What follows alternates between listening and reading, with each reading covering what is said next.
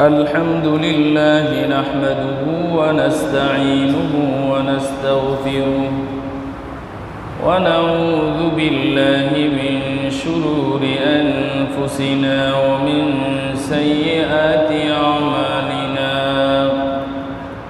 من يهده الله فلا مضل له ومن يضلله فلا هادي له ونشهد أن لا إله إلا الله وحده لا شريك له ونشهد أن سيدنا وسندنا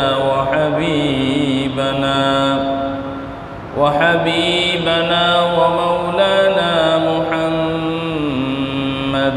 عبده ورسوله ثم أما بعد فأعوذ بالله من الشيطان الرجيم بسم الله الرحمن الرحيم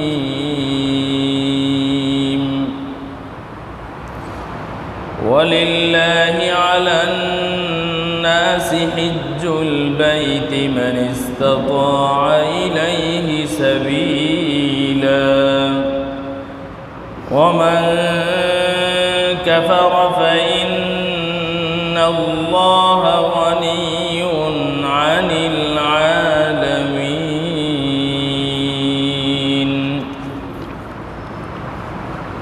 ويقول النبي صلى الله عليه وسلم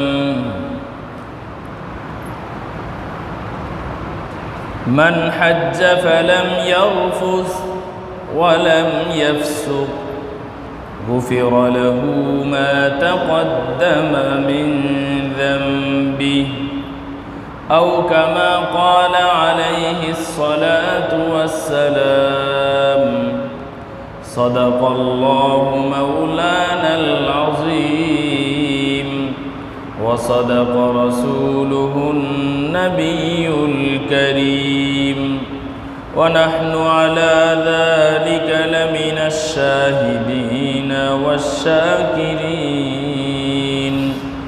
والحمد لله رب العالمين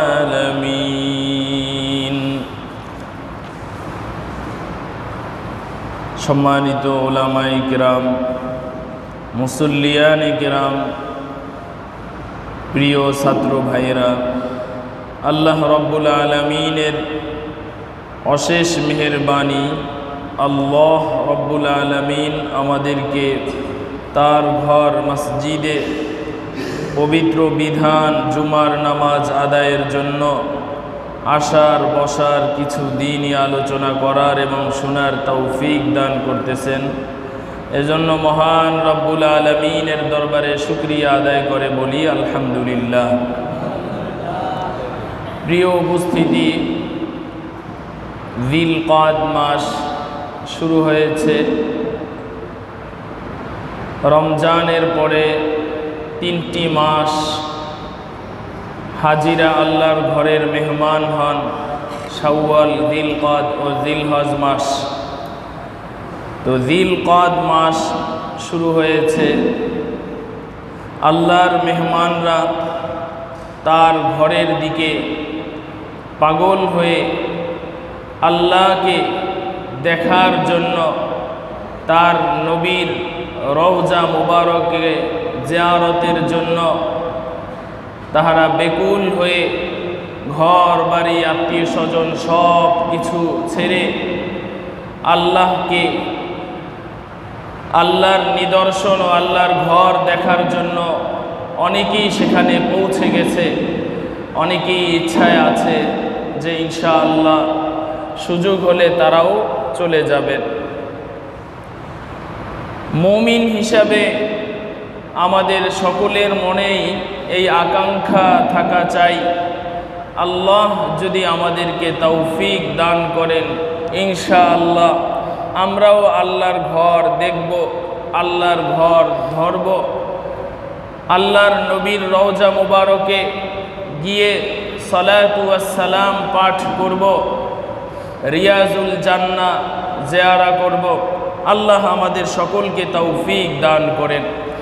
প্রিয় উপস্থিতি, হজের আমল চলতেছে। এই মৌসুমে আল্লাহর কাছে সবচেয়ে প্রিয় আমল হলো হজ। এই হজের আমল আল্লাহর কাছে সবচাইতে প্রিয় আমল। এই আমল আমাদেরকে পালন করতে হলে, এ বিধান আমাদেরকে মান্য করতে হলে এর বিধিবিধান জানা আমাদের জন্য আবশ্যক। এজন্য আমরা হজ কাকে বলে, এর শাব্দিক অর্থ, পারিভাষিক অর্থ এবং হজ কি ও কেন, হজের ইতিহাস কি, হজের গুরুত্ব কি শরীয়তে এবং কোরআন ও হাদিসের আলোকে হজের কি কি ফজিলত রয়েছে, হজের হুকুম কি এবং এই হজ সহিভাবে আদায়ের জন্য কি কি শর্ত রয়েছে, হজের প্রকার কতগুলো, এগুলো ইনশাআল্লাহ আমরা ধারাবাহিকভাবে আলোচনা করব এবং শুনব। প্রিয় উপস্থিতি, হজের শাব্দিক অর্থ হলো হুয়াল কসদু ইলা শাইইন মুআজ্জামিন, কোনো বড় বিষয়ের দিকে, বড় বিষয়ের ইচ্ছে করা, সম্মানিত জিনিসের প্রতি ইচ্ছা পোষণ করা, এটা হলো শাব্দিক অর্থ। আল কসদু বলা হয় আরবিতে, ইচ্ছে করা। হজের অর্থ হলো ইচ্ছে করা। হজের অর্থ ইচ্ছে করা মানে আল্লাহর নির্বাচিত বান্দারা তাদের ঘর থেকে, বাসা বাড়ি সব কিছু ছেড়ে আল্লাহর ঘরের ইচ্ছায় তারা বের হয়। এজন্য হজকে হজ বলা হয়। এখানে তাদের বড় আশা আকাঙ্ক্ষা থাকে, ইচ্ছা থাকে যে ঘর থেকে আমরা বের হয়েছি যে আল্লাহর ঘর দেখব, আল্লাহর ঘর ধরব, তাওয়াফ করব, সাই করব, মিনা মুজদালিফা আরাফায় অবস্থান করব। এখানে ইচ্ছের এই বিষয়টা পাওয়া যায়। পরিভাষায় হজ কাকে বলে? হুয়া ইবারাতুন আন কসদি বাইতিল্লাহিল হারাম ইলা মাকানিন মখসুসিন ফি ওয়াক্তিন মখসুসিন বিশারাইত মখসুসা। পরিভাষায় হজ বলা হয় আল্লাহর ঘরের প্রতি, আল্লাহর ঘরের দিকে রওনা করা, ইচ্ছে করা, নির্ধারিত সময় এবং নির্ধারিত স্থান জিয়ারত করার জন্য নির্দিষ্ট শর্ত সাপেক্ষে সবগুলো বিষয় এখানে পেতে হবে। আল্লাহর ঘর জিয়ারত করা এবং এর সঙ্গে সংশ্লিষ্ট আরও যে স্থান আছে সেগুলো জিয়ারত করা। নির্ধারিত সময়ে এই হজ পালন করতে হয় এবং নির্ধারিত শর্ত থাকে হজ ওয়াজিব হওয়ার জন্য, সহি হওয়ার জন্য। হজের ফরজ আছে, হজের রোকন আছে, হজের শর্ত আছে, ওয়াজিব আছে। এই নির্ধারিত যে মাসাইলগুলো আছে এগুলো সহ যদি কেউ আল্লাহর ঘরের উদ্দেশ্যে রওনা করে, এই রওনা করার নামই হলো হজ। নির্দিষ্ট সময়ে নির্ধারিত ইবাদত নির্দিষ্ট শর্তের সাথে পালন করার নাম হলো হজ।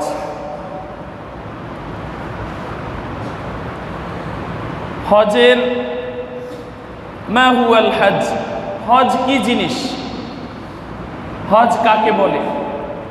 আমরা মোটামুটিভাবে শাব্দিক অর্থ ও পারিভাষিক অর্থের দ্বারা হজ কাকে বলে সেটা আমরা জানতে পেরেছি। এছাড়া হজ হলো শরীয়তের যতগুলো স্তম্ভ আছে তন্মধ্যে 5 নম্বরের স্তম্ভ হলো হজ, 5ম নম্বর হজ। আর এই হজ হলো ইসলামের একটি শিআর, নিদর্শন। ইসলামের একটি শিআর, ইসলামের নিদর্শন। নিদর্শন কাকে বলে? নিদর্শন এমন জিনিস যাহা দেখলে এই কাজ যারা করে তাদের পরিচয় জানা যায়। আল্লাহর ঘরের তওয়াফ করতেছো তো মুসলমান তওয়াফ করতেছে, মুসলমানরাই শুধু আল্লাহর ঘরের তওয়াফ করে, অন্য কেউ করে না। সাফা মারওয়া, সফা মারওয়া এই দুই পাহাড়ের মধ্যবর্তী স্থানে সাই করতেছে, এই কাজ মুসলমানরাই করে, অন্য কেউ করে না। আরাফার ময়দানে মিনায় মুজদালিফায় অবস্থান করা, এই কাজ মুসলমানই করে, অন্য কেউ করে না। পাথরকে কঙ্কর, শয়তানকে যে পাথর মারা হয়, কঙ্কর নিক্ষেপ করা হয় জামারাতগুলোতে, এই কাজ মুসলমানরাই করে, অন্য কেউ করে না। এমন কাজকে শরীয়তের পরিভাষায় এগুলোকে শিআর বলা হয়। তো হজ হলো শিআরুল ইসলাম, মুসলমানের এক বড় নিদর্শন বহন করে। তো প্রিয় উপস্থিতি, হজ হলো শরীয়তের একটি রোকন, হজ হলো শরীয়তের একটি বড় নিদর্শন। হজ হলো আল্লাহ রাব্বুল আলামিনের ইবাদত। আমরা যতগুলো ইবাদত করি এটা দুই ধরনের ইবাদত হয়ে থাকে। কিছু ইবাদত আছে যেটা মাল দ্বারা করতে হয়, কিছু ইবাদত আছে যা শরীরের মাধ্যমে করতে হয়, আর কিছু ইবাদত এমন আছে যেখানে মালও খরচ করতে হয়, শরীরকেও খরচ করতে হয়। হজ এমন একটি ইবাদত যেখানে এই দুটোটা বিষয়ে আছে, যে আপনার মালও খরচ করতে হবে, তেমনিভাবে আপনার শারীরিক সুস্থতা থেকে শরীরের মাধ্যমে কিছু ইবাদতও এখানে পালন করতে হবে। এজন্যই হজ ফরজ হয় ওই ব্যক্তির উপরে যার শারীরিক শক্তি আছে এবং মালি সামর্থ্য আছে, আর্থিক সামর্থ্য আছে, এমন ব্যক্তির জন্যই হজ ফরজ হয়। এই দুইটার কোনো একটা যদি না পাওয়া যায় তাহলে হজ ফরজ হয় না। প্রিয় উপস্থিতি, শরীয়তে কোনো মাসআলার, কোনো হুকুমের গুরুত্ব বুঝে আসে, কোনো কাজের গুরুত্ব বুঝে আসে ওই কাজের হুকুম অনুযায়ী। যেমন কোনো কাজ যদি শরীয়তের পরিভাষায় মুস্তাহাব হয় আর অন্য কাজ শরীয়তের পরিভাষায় ওয়াজিব হয়, তাহলে মুস্তাহাব কাজের গুরুত্ব শরীয়তে বেশি না ওয়াজিব কাজের গুরুত্ব বেশি? ওয়াজিবের গুরুত্ব বেশি। একটি হুকুম ওয়াজিব, অপর আরেকটি হুকুম ফরজ। এখন আপনার সময় কম, আপনি ফরজ আগে আদায় করবেন না ওয়াজিব আগে আদায় করবেন? ফরজ যেটা সবচাইতে গুরুত্বপূর্ণ সেইটা আগে আমরা আদায় করি, বা এটার গুরুত্ব বেশি। তো হুকুমের মাধ্যমে কাজের গুরুত্ব বুঝে আসে। হজ করা এর বিধান হলো, হজের বিধান হলো, হজের হুকুম হলো হজ ফরদে আইন। জীবনে একবার শক্তি সামর্থ্য রাখে, অর্থ সম্পদের মালিক এমন ব্যক্তির জন্য, ধনী ব্যক্তির জন্য জীবনে একবার হজ করা ফরজ। আল্লাহ রাব্বুল আলামিন সূরাত আলে ইমরানের ৯৭ নম্বর আয়াতে বলেন, ওয়ালিল্লাহি আলান নাসি হিজ্জুল বাইতি মান ইসতাতা ইলাইহি সাবিলা ওয়া মান কাফারা ফাইন্নাল্লাহা গানিয়্যুন আনিল আলামিন। ওয়ালিল্লাহি আলান নাস, মানুষের জন্য আবশ্যক হলো হজ্জুল বাইত, আল্লাহ তাআলার ঘরের হজ করা। মান ইসতাতা ইলাইহি সাবিলা, যে ব্যক্তি এই হজের খরচ বহন করতে সক্ষম। ওমান কাফারা ফাইন্নাল্লাহা গনিয়্যুন আনিল আলামিন।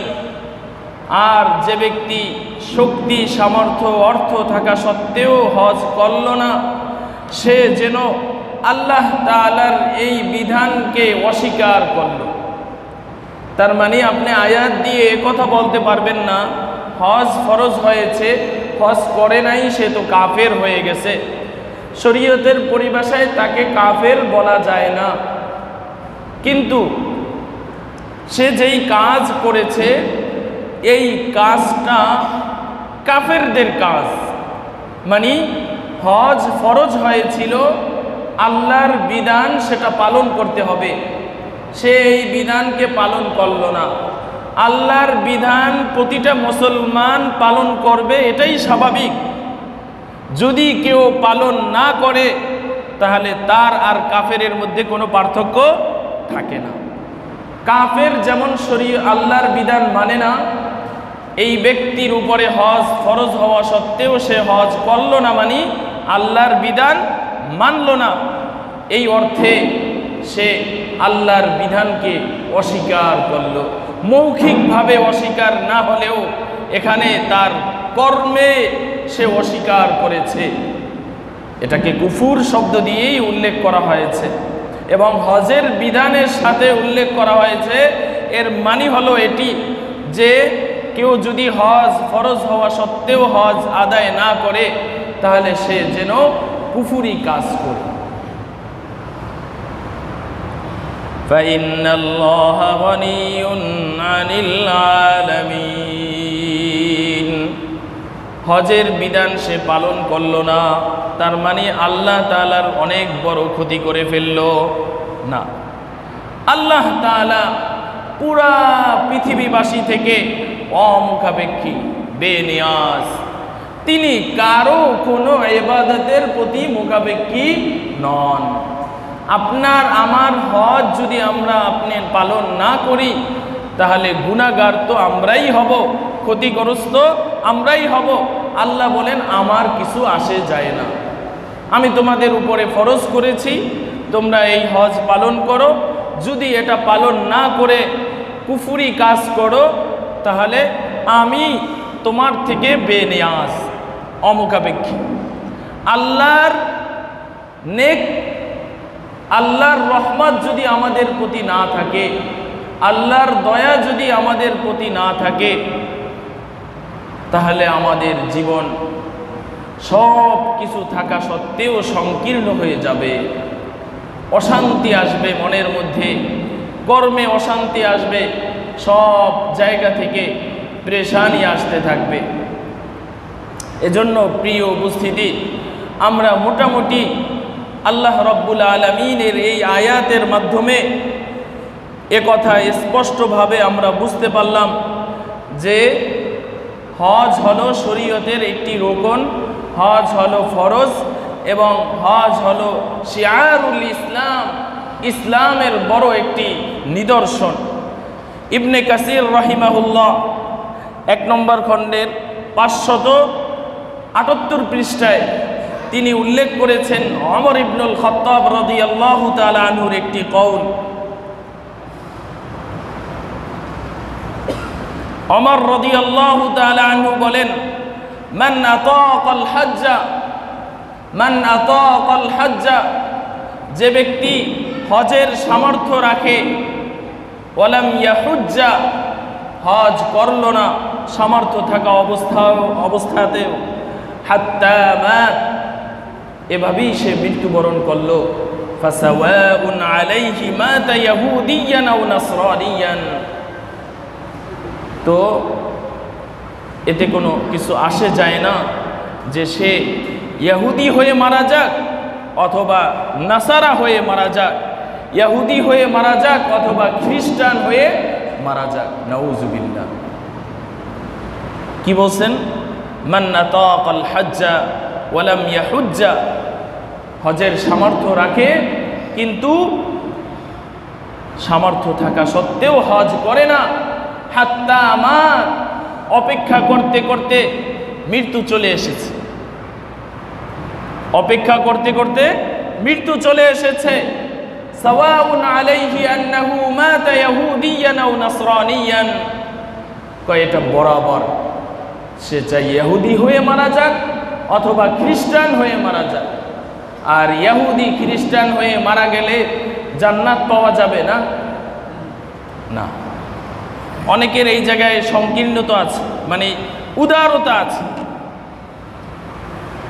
হুজুর আরে রাখেন না, হিন্দু যে আসে সে তারটা পালন করুক, খ্রিস্টান সে তারটা পালন করুক, ইহুদি সে তারটা পালন করুক। হ্যাঁ, এটাই বাস্তব। সবাই যার যার ধর্ম পালন করবে, আমাদের কোনো বাধা নাই। কিন্তু তাই বলে এ কথাও আপনি বলতে পারেন না যে সে তার ধর্ম পালন করে সে জান্নাত পাবে এবং তার ধর্ম সঠিক। ইন্নাদ-দীনা ইনদাল্লাহিল ইসলাম, আল্লাহর কাছে একমাত্র ধর্ম হলো ইসলাম। এটা কার ঘোষণা? আল্লাহ। বলেন না কার ঘোষণা? আল্লাহর ঘোষণা। কার ঘোষণা? আল্লাহর ঘোষণা। আল্লাহর ঘোষণা আমাদের জবান থেকে বলতে কোনো দ্বিধা নাই, এটা বলতেই হবে এবং এটাই সঠিক।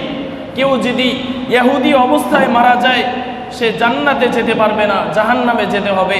কেউ যদি খ্রিস্টান অবস্থায় মারা যায় তার ঠিকানা জাহান্নাম।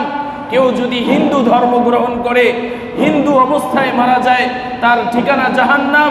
কেউ যদি বৌদ্ধ ধর্ম গ্রহণ করে মারা যায় তার ঠিকানা জাহান্নাম। কেউ যদি অগ্নি পূজা করে, অগ্নি পূজক হয়ে মারা যায় তার ঠিকানা জাহান্নাম। কারণ ইসলাম আসার পরে অন্য কোনো ধর্ম ইসলামের কাছে, আল্লাহর কাছে সেটা ধর্মই না। হুজুর ইহুদি খ্রিস্টান তাদের কিতাব তো ছিল তাওরাত, ইনজিল। হ্যাঁ, ইনজিল কিতাব ছিল, তাওরাত কিতাব ছিল। তো আল্লাহই তো কিতাব দিয়েছিলেন। তো এখন তারা যদি মানে তাহলে কেন জান্নাতে যাবে না? প্রিয় ভাইরা, কোরআন ও হাদিসে অসংখ্য জায়গায় এই কথা বর্ণিত যে তারা আল্লাহর কিতাবকে আপন অবস্থায় রাখে নাই, এটাকে তারা পরিবর্তন করেছে। এর মধ্যে তারা অনেক কিছু বাদ দিয়েছে, অনেক কিছু সংযোজন করেছে। এখন আর আল্লাহর কিতাব হিসাবে বাকি নাই। হুজুর কোরআনের জিম্মাদারি তো স্বয়ং আল্লাহ নিয়েছেন, এখানে কারো কোনো ক্ষমতা নাই একটা জের জবরকে পরিবর্তন করে আপন অবস্থায় স্থির থাকা। ইন্না নাহনু নাযালনা যিকরা ওয়া ইন্না লাহু লাহাফিজুন। এই আয়াত দ্বারা কিয়ামত পর্যন্ত যদি কেউ চেষ্টাও করে তবেও সে ব্যর্থ হবে। পৃথিবীর সব কোরআনগুলো যদি জ্বালিয়ে দেওয়া হয় আর এ কথা ঘোষণা করা হয় আজকে থেকে কোরআন জ্বালিয়ে দেওয়া হয়েছে, হ্যাঁ, কোরআন তোমাদের কাছে যেই কোরআন আছে সেটা সঠিক নয়, পারলে কোনো কোরআন নিয়ে আসো।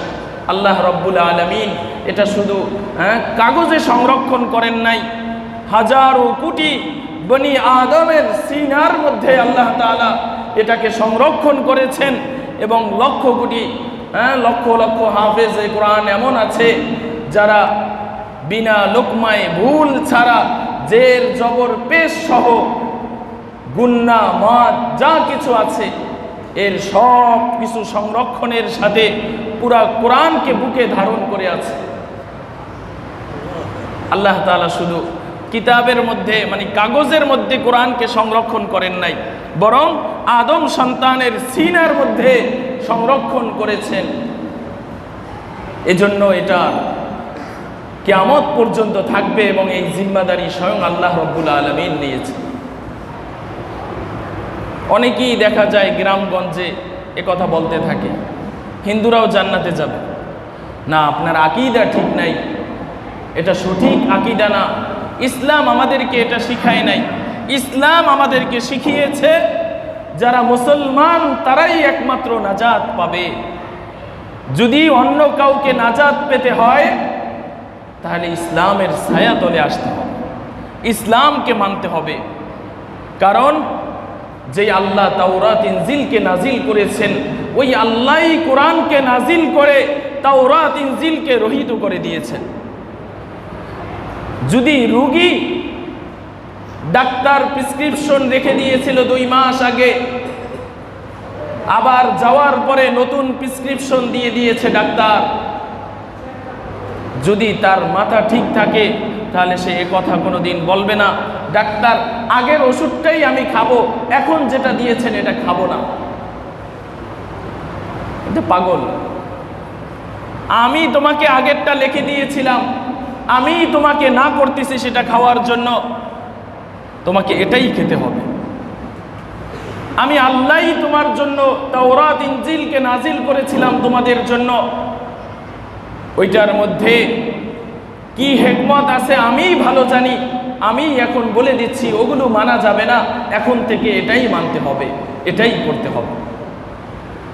প্রিয় ভাইরা, এই জন্য একমাত্র ধর্ম, আল্লাহর কাছে মনোনীত ধর্ম হলো ইসলাম।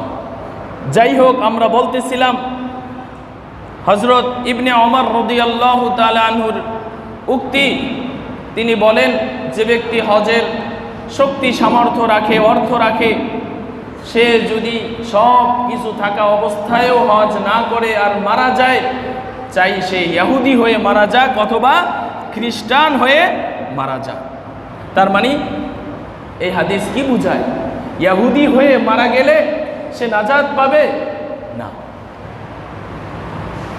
এই জন্যই বলা হয়েছে চাই সে ইহুদি হোক অথবা খ্রিস্টান হোক, এতে কিছু আসে যায় না।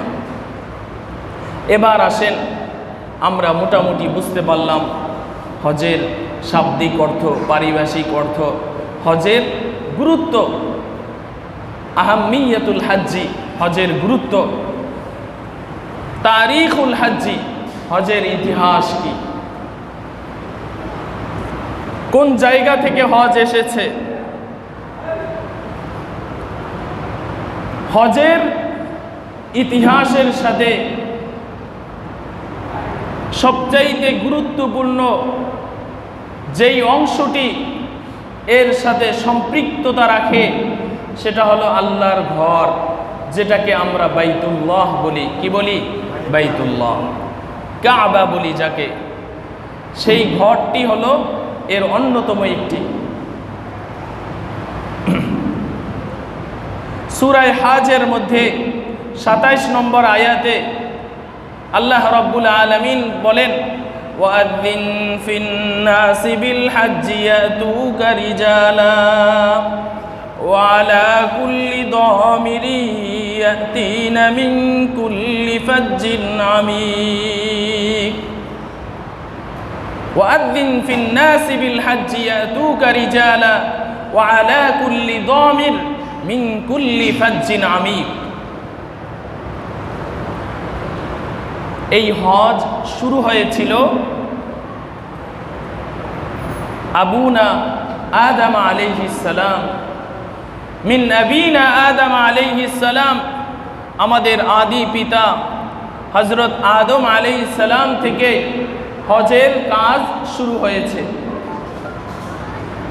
ইব্রাহিম আল্লাহ রাব্বুল আলামিনের নির্দেশে আদম আলাইহিস সালাম কাবা ঘর নির্মাণ করেছেন।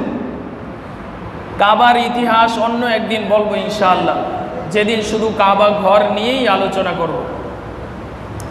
তো আদম আলাইহিস সালাম নির্মাণ করেছেন। এরপরে নূহ আলাইহিস সালামের জমানায় যখন তুফান এসেছিল, সব কিছু ধ্বংস হয়ে গিয়েছিল, কাবার নির্মাণও তখন নষ্ট হয়ে গিয়েছিল।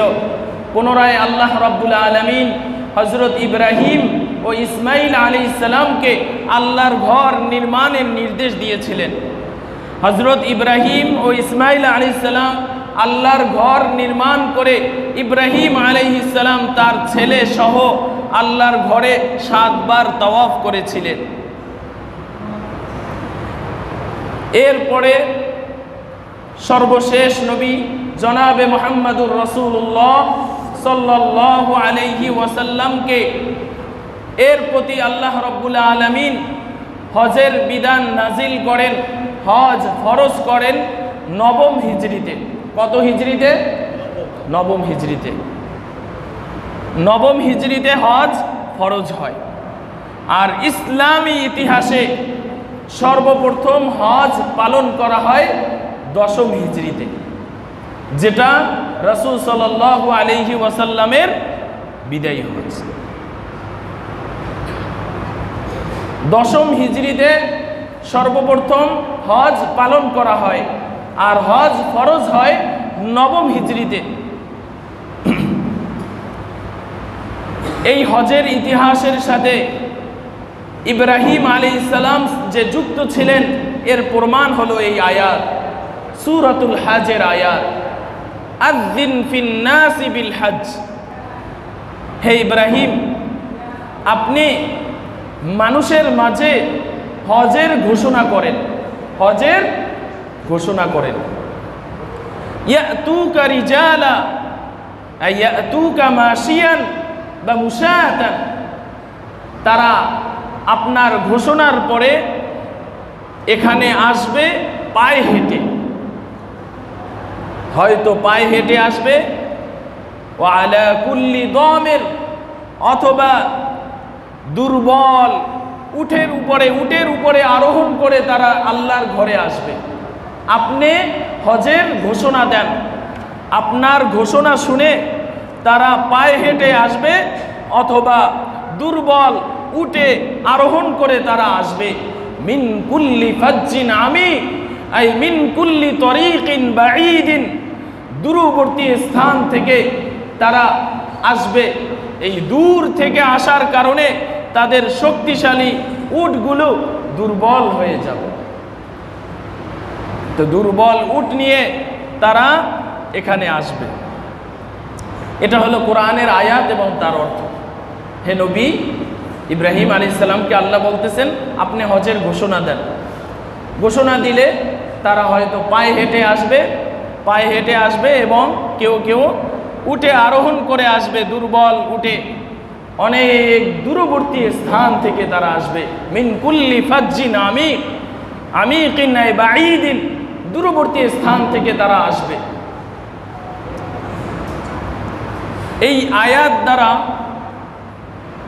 হজের ইতিহাস এটাই প্রমাণিত হয় যে ইব্রাহিম আলাইহিস সালাতু ওয়াস সালাম এর যুগেও হজ ছিল, এবং তিনি যে কাবা নির্মাণ করেছেন এটা তো সূরাতুল বাকারা এর মধ্যেই আছে, ওদিকে না যাই। তাফসীরে ইবনে কাসির এর মধ্যে এই ঘটনাটা এভাবে এসেছে,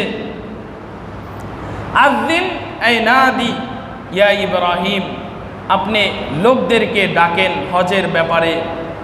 দাইয়ান লাহুম ইলাল হজ্জ ইলা হাযাল বাইতিল্লাযী আমারনাকা বিবিনাইহি, এমন ঘরের দিকে ডাকেন যেই ঘরকে নির্মাণ করার আদেশ দিয়েছি আমি। ফাযাকারা আন্নাহু ক্বাল ইয়া রাব্বি কাইফা উবাল্লিগুন নাস ওয়া সাওতি লা ইয়ানফাযুহুম, হে আমার রব, আমি কিভাবে মানুষের মধ্যে